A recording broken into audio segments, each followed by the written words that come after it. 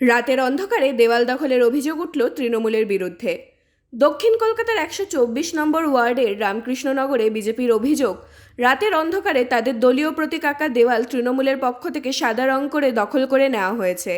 পাশাপাশি 142 নম্বর ওয়ার্ডেও দেওয়াল দখলের অভিযোগ উঠেছে। সেই দেওয়ালেই তৃণমূল কংগ্রেসের প্রতীক এঁকে দেওয়া হয়েছে কোথাও, আবার তৃণমূল কংগ্রেসের দখলে এই দেওয়াল সেটা লিখে দেওয়া হয়েছে কোথাও। মঙ্গলবার রাতে এমনই অভিযোগ উঠেছে বিজেপির পক্ষ থেকে। দেওয়াল দখলের ঘটনা ইতিমধ্যেই নির্বাচন কমিশনে ও প্রশাসনকে জানানো হয়েছে। দক্ষিণ কলকাতার বিজেপি প্রার্থী দেবশ্রী চৌধুরীকেও জানিয়েছেন এমনটাই বক্তব্য বিজেপি কর্মী সমর্থকদের। প্রায় 6টা দেওয়াল দখল করে নিয়েছে তৃণমূল। দেওয়ালগুলি ব্যবহারের জন্য বাড়ির মালিকের কাছ থেকে অনুমতি নেওয়া হয়েছিল, এমনটাই দাবি করেছেন বিজেপি নেত্রী ডালিয়া ঘোষ বসু। ধরার লোকজন ছিল তখন আমরা এগুলো লিখেছিলাম, আর এখানে গতকাল দেখছি পুরো পুরো হোয়াইট ওয়াশ করে দিয়েছে।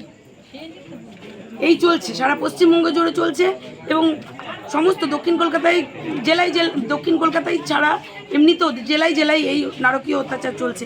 আমাদের এখানেও কিছু বাদ দিচ্ছে না, চলতে থাকে। আমাদের খুব সন্দিহান আমরা যে এইভাবে যদি অত্যাচার চলতে থাকে তাহলে সুষ্ঠুভাবে ভোটটা কি হবে, কি করে সম্ভব? আমরা একদিক থেকে প্রচার করছি, যেটুকু দেওয়াল আমাদের সমস্ত কিছু ছিনিয়ে নেওয়া হচ্ছে।